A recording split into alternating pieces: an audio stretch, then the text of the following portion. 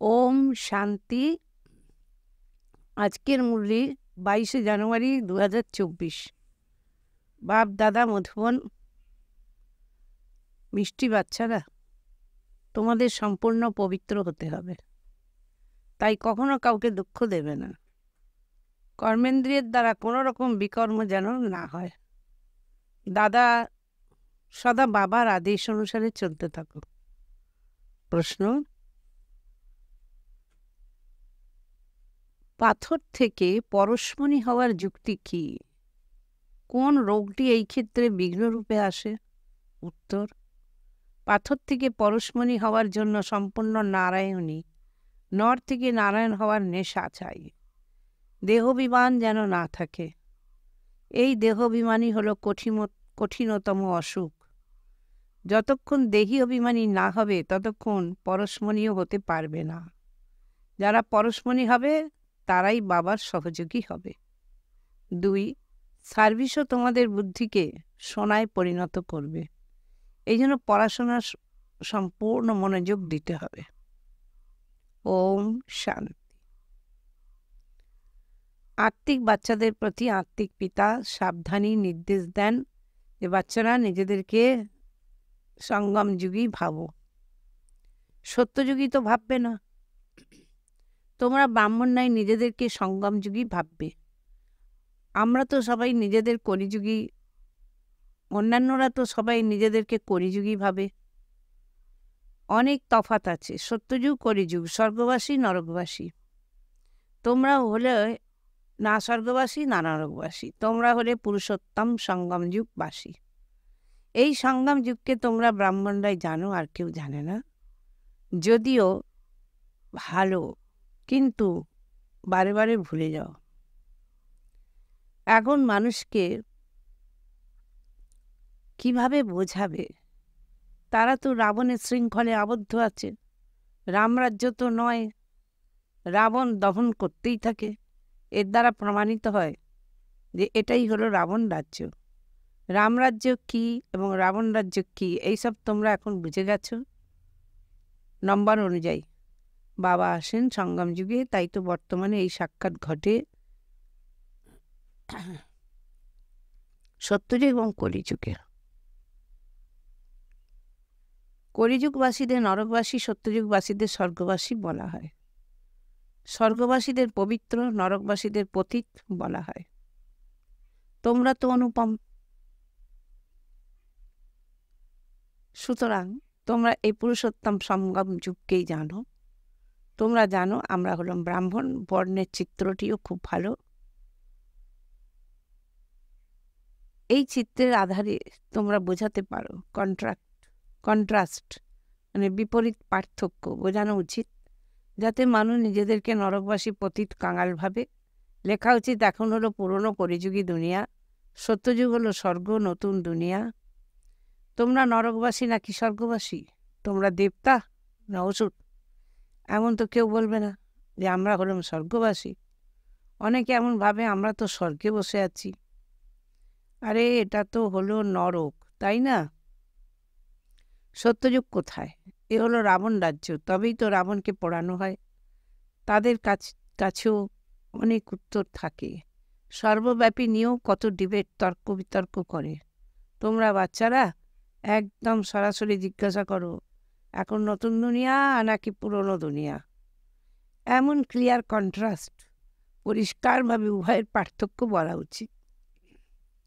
এর জন্য বিশেষ বুদ্ধি চাই। এমন যুক্তি দিয়ে লেখা উচিত যাতে মানুষ নিজেকে জিজ্ঞাসা করে যে আমি কি নরকবাসী না স্বর্গবাসী? এটা কি পুরনো দুনিয়া না নতুন দুনিয়া? এটা রামরাজ্য না রাবণ রাজ্য? আমরা পুরনো কলিযুগী দুনিয়ার বাসিন্দা নাকি নতুন সত্যযুগের দুনিয়ার বাসিন্দা? হিন্দিতে লিখে তারপর ইংরেজিতে গুজরাটিতে ট্রান্সলেট করো, তো মানুষ নিজেকে জিজ্ঞাসা করবে আমরা কোথাকার নিবাসী। কেউ শরীর ত্যাগ করে বলা হয় স্বর্গে গেছে, কিন্তু স্বর্গ এখন আছে কোথায়? এখন তো কলিযুগ, অবশ্যই পুনর্জন্ম এখানেই নেবে, তাই না? স্বর্গ তো সত্যযুগকে বলা হয়, সেখানে এখন যাবে কিভাবে? এইসব হলো বিচার সাগর মন্থন করার কথা। এমনই ক্লিয়ার কন্ট্রাস্ট যেন থাকে। তাতে লিখে দাও ভগবান উবাচ, প্রত্যেকে নিজেকে প্রশ্ন করো যে আমি সত্যযুগী রামরাজ্য নিবাসী না কলিযুগী রাবণ রাজ্যের নিবাসী।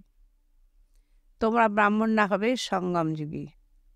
তোমাদের তো কেউ জানেই না, তোমরা হলে সবার থেকে আলাদা এবং বাবার ঘনিষ্ঠ। তোমরা সত্যযুগ কলিযুগ সম্পর্কে যথার্থভাবে জানো। তোমরা প্রশ্ন করতে পারো যে তোমরা বিকারী ভ্রষ্টাচারী নাকি নির্বিকারী শ্রেষ্ঠাচারী। এই নিয়ে তোমাদের বই তৈরি হতে পারে। নতুন কথা বের করতে হয়, তাই না, যাতে মানুষ ভাবে যে ঈশ্বর সর্বব্যাপী নন।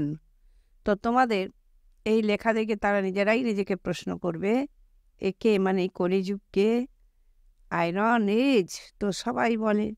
সত্যযুগী দেবী দেবতাদের রাজ্য তো একে কেউ বলতে পারে না।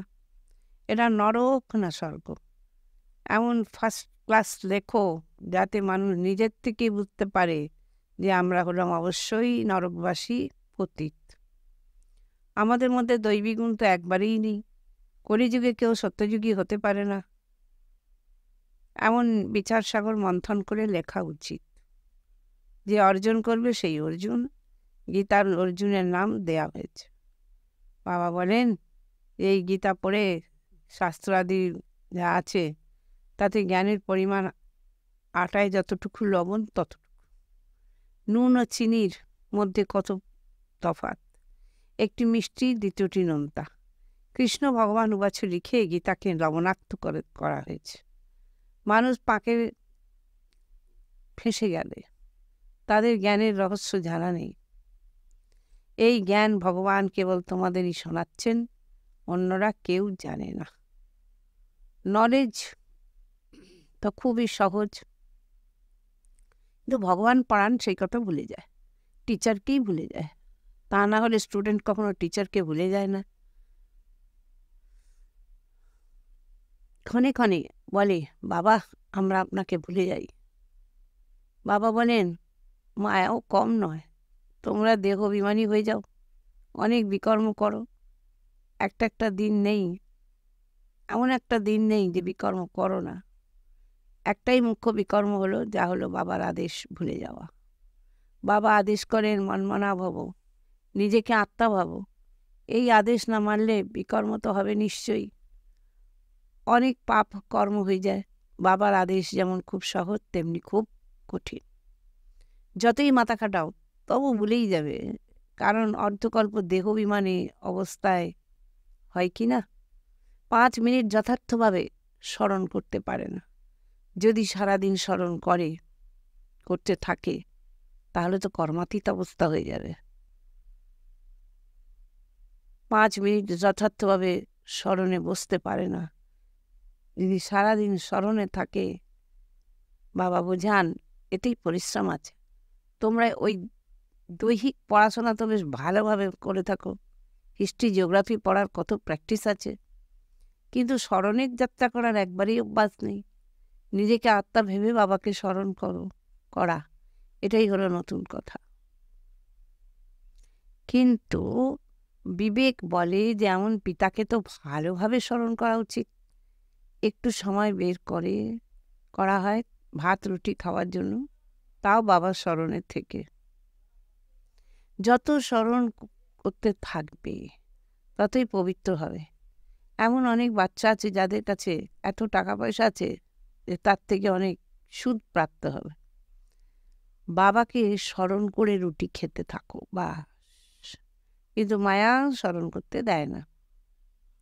কি কল্প পূর্বে যে যতখানি পুরুষার্থ করেছে ঠিক ততই করবে, সময় লাগে।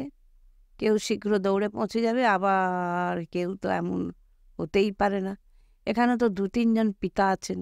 অসীম জগতের পিতা, নিজস্ব শরীর নেই, তিনি এনার মধ্যে প্রবেশ করে কথা বলেন। সুতরাং বাবার শ্রীমত অনুসারে চলা উচিত। বাবা বাচ্চাদের এই শ্রীমত দেন, দেহ সহ সব ধর্ম ত্যাগ করে নিজেকে আত্মা ভাবো। তোমরা পবিত্র এসেছিলে, 84 জন্ম নিতে নিতে তোমাদের আত্মা পতিত হয়েছে। এখন পবিত্র হওয়ার জন্য শ্রীমত অনুসারে চলো। তখন বাবা গ্যারান্টি করেন তোমাদের পাপ কেটে যাবে, তোমাদের আত্মা কাঞ্চন সম হয়ে যাবে। তারপরে স্বর্গে দেহ কাঞ্চন সম প্রাপ্ত হবে। যারা এই কুলের হবে তারা তোমাদের কথা শুনে চিন্তায় পড়ে যাবে, বলবে তোমাদের কথা তো ঠিক। পবিত্র হতে হলে কাউকে দুঃখ দেবে না, মন বচন কর্মে পবিত্র হতে হবে। মনে ঝড় উঠবে, তোমরা বেহুদের শাস্ত্র বাদশাহী প্রাপ্ত করো কি না, তোমরা সত্যি কথা বলো বা না বলো, কিন্তু বাবা নিজে বলেন মায়ার অনেক বিকল্প আসবে, কিন্তু কর্মে ইন্দ্রিয় দ্বারা কোনো বিকর্ম করবে না, কর্মেন্দ্রিয় দ্বারা কোনো পাপ করবে না।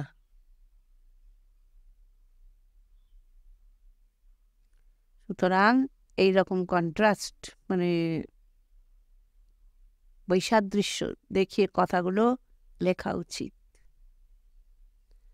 কিছু সম্পূর্ণ 84 জন্ম নেন, কৃষ্ণ সম্পূর্ণ 84 জন্ম নেন এবং শিব পুনর্জন্ম নেন না। কৃষ্ণ হলেন সর্বগুণ সম্পন্ন দেবতা, ইনি হলেন পিতা। তোমরা দেখেছ পাণ্ডবদের কত বিশাল ছবি বানিয়েছে, তার অর্থই হলো যে তারা বিশাল বুদ্ধির অধিকারী ছিলেন। বুদ্ধি বিশাল ছিল, তার শরীর বিশাল বানিয়ে দিয়েছে তারা। তোমাদের মতো বিশাল বুদ্ধি অন্য কারো হতে পারে না। তোমাদের হলো ঈশ্বরীয় বুদ্ধি। ভক্তিমার্গে কত বিশাল চিত্র তৈরি করে টাকা নষ্ট করে, কত বেদ শাস্ত্র উপনিষদ তৈরি করে, কত খরচ করছে। বাবা বলেন তোমরা কত টাকা পয়সা হারিয়েছ, অসীম জগতের বাবা মন্তব্য করলেন। তোমরা অনুভব করো, বাবা অনেক টাকা পয়সা দিয়েছেন, রাজযোগের শিক্ষা দিয়ে রাজারও রাজা করেছেন। তারা দৈহিক পড়াশোনা করে ব্যারিস্টার ইত্যাদি হয়, তারপর তারা সেই থেকে অর্থ উপার্জন করে। তাই বলা হয় নলেজ হলো সোর্স অফ ইনকাম। এই ঈশ্বরীয় পড়াশোনা হলো সোর্স অফ ইনকাম, আর এর দ্বারা অসীম জগতের বাদশাহী প্রাপ্ত হয়। ভাগবত রামায়ণ ইত্যাদির কোনো নলেজ নেই, এতে কোনো নলেজ নেই, এম অবজেক্ট কিছুই নেই। বাচ্চারা, বাবা যিনি হলেন নলেজফুল, তিনি তোমাদের পড়াচ্ছেন। এটা হলো একবারে নতুন পড়া। তাও কে পড়ান? ভগবান। নতুন দুনিয়ার মালিক করার জন্য পড়ান। এই লক্ষ্মী নারায়ণ এই পড়া করে উঁচু পদ প্রাপ্ত করেছেন। কোথায় রাজার পদ আর কোথায় প্রজা। কারোর ভাগ্য খুলে গেলে তার ভবসাগর পার। স্টুডেন্টরা বুঝতে পারে যে আমরা এখন পড়ছি এবং পরে অন্য কাউকে পড়াতে পারবো। পড়ায় পুরো মনোযোগ দেওয়া উচিত। পাথর বুদ্ধি হওয়ার জন্য কিছুই বুঝতে পারে না। তোমাদের হতে হবে সোনার বুদ্ধি। সেও তাদের হবে যারা সার্ভিস করবে। বাবা নিজেও কাউকে বোঝাতে পারে। ব্যাজ নিয়েও কাউকে বোঝাতে পারো। অসীম জগতের বাবার কাছে অসীম জগতের উত্তরাধিকার হও। ভারত স্বর্গ ছিল, তাই না? তে হলো গতকালের কথা। কোথায় 5000 বছরের কথা, কোথায় লক্ষ বছরের কথা বলেছে। কতখানি তফাৎ তোমরা বোঝাও, তবু বোঝে না, একবারই পাথর বুদ্ধি হয়েছে। এই ব্যাজ হলো তোমাদের জন্য যেন একটি গীতা। এতেই সম্পূর্ণ পড়া নিহিত আছে। মানুষের তো ভক্তিমার্গের গীতার কথা স্মরণে থাকে। এখন তোমরা যে বাবার কাছে গীতা শুনছো, তার দ্বারা তোমরা 21 জন্মের জন্য সদ্গতি প্রাপ্ত করো। শুরুতে তোমরা গীতা পাঠ করেছো, পূজা ইত্যাদিও তোমরাও আরম্ভ করেছো, তোমরাই করেছো আরম্ভ। এখন পুরুষার্থ করে গরিবদের ভক্তি মার্গের বন্ধন থেকে মুক্ত করতে হবে। প্রত্যেককে বোঝাতে থাকো তাদের মধ্যে একজন নতুন জ্ঞানে আসবে। যদিও 5-6 জন একসাথে আসে, তবে চেষ্টা করবে আলাদা ফর্ম ভরিয়ে আলাদা করে বোঝাতে। তা না হলে তাদের মধ্যে একজন এমন থাকবে যে অন্যদের খারাপ করে দেবে। ফর্ম তো নিশ্চয়ই আলাদা ভরাও, একে অপরকে না দেখলে বুঝতে পারবে। এই জন্য যুক্তির প্রয়োজন, তাহলে তোমরা সফল হতে পারবে। বাবা হলেন ব্যবসায়ী। যারা তীক্ষ্ণ বুদ্ধি হবে তারা ব্যবসা করবে। বাবা কতখানি লাভ করান। একসাথে দল নিয়ে আসলে বলো ফর্ম আলাদা করে পূরণ করতে হবে। যদি সবাই রিলিজিয়াস মাইন্ডেড, ধার্মিক মনস্ক হয়, তবে একসাথে বসিয়ে প্রশ্ন করা উচিত। গীতা পড়েছ? দেবতাদের বিশ্বাস করো? বাবা বলেছেন ভক্তদেরই বলতে হবে। আমার ভক্ত এবং দেবতার ভক্তরা শীঘ্র বুঝবে। পাথরকে পরশমণি করা কোনো মাসির বাড়ি যাওয়ার মতন সহজ নয়। দেহ অভিমান হলো কঠিনতম, খুবই খারাপ রোগ। যতক্ষণ দেহ অভিমান না মিটছে ততক্ষণ পরিবর্তন হওয়া খুব কঠিন। এর জন্য তো সম্পূর্ণ নারায়ণী নেশা চাই। আমরা অশরীরী এসেছি, অশরীরী হয়ে ফিরতে হবে। এখানে কি আছে? বাবা বলেন আমাকে স্মরণ করো, এতেই পরিশ্রম আছে। এই হলো উঁচু লক্ষ্য। আচার আচরণের দ্বারাই যেন বোঝা যায় যে এই জন ভালো সহযোগী হবে, কল্পপূর্বের মতন। আচ্ছা, মিষ্টি মিষ্টি হারানেদি বাচ্চাদের প্রতি মাতা পিতা বাপ দাদার স্মরণের স্নেহ সুমন আর সুপ্রভাত। আত্মিক পিতা তার আত্মিক সন্তানদের জানাচ্ছেন নমস্কার। ধারণার জন্য মুখ্য সার। 1 নম্বর, মন বচন কর্মে পবিত্র থাকতে হবে। কর্মেন্দ্রিয় দ্বারা কোনো রকম বিকর্ম যেন না হয় তার খেয়াল রাখতে হবে। আত্মাকে কাঞ্চন বানাতে অবশ্যই স্মরণে থাকতে হবে। 2 নম্বর, দেহ অভিমানের কঠিন রোগ থেকে মুক্ত হতে নারায়ণীর নেশায় থাকতে হবে। অভ্যাস করো, আমরা অশরীরী এসেছিলাম, এখন অশরীরী হয়ে ফিরে যেতে হবে। বরদান, যোগ করা এবং করানোর সাথে সাথে প্রয়োগী আত্মা ভব। বাপদাদা দেখেছেন যে বাচ্চারা যোগ করার আর করানো দুটোতেই খুব হুঁশিয়ার। তো যেরকম যোগ করা আর করানোতে যোগ্য হয়েছ, এইরকম প্রয়োগ করতেও যোগ্য হও আর বানাও। এখন প্রয়োগী জীবনের আবশ্যকতা আছে। সবার আগে চেক করো যে নিজের সংস্কার পরিবর্তনে কতখানি প্রয়োগী হয়েছ। কেননা শ্রেষ্ঠ সংস্কারই হল শ্রেষ্ঠ সংসার রচনার ভিত্তি। যদি ভিত্তি মজবুত, তো অন্য সকল কথা স্বতঃই মজবুত হয়েই আছে। স্লোগান, অনুভবী আত্মারা কখনো বায়ুমণ্ডল বা সঙ্গের রঙে আসতে পারে না। অব্যক্ত সাইলেন্সের দ্বারা ডবল লাইট ফরিস্তা স্থিতির অনুভব করুন। সদা খুশির দোলনায় দুলতে থাকা সকলের বিঘ্ন হরণকারী বা সকলের মুশকিলকে তখন সহজ করতে পারবে যখন সংস্কার দৃঢ়তা থাকবে। সংকল্পে দৃঢ়তা থাকার আর স্থিতিতে ডবল লাইট হবে। আমার কিছু নেই, সব কিছুই হলো বাবা। যখন বোঝা নিজের ওপর রাখো তখনই সকল প্রকারের বিঘ্ন আসে। আমার নেই তো নির্বিঘ্ন। ওম শান্তি। আজকের শ্রীমত 62 নম্বর, বড়দের শ্রদ্ধা সম্মান আর ছোটদের স্নেহ ভালোবাসা দিতে হবে। দিব্যগুণ 62 নম্বর, জাগরুকতা। অবগুণ 62 নম্বর, বেশি কথা বলা।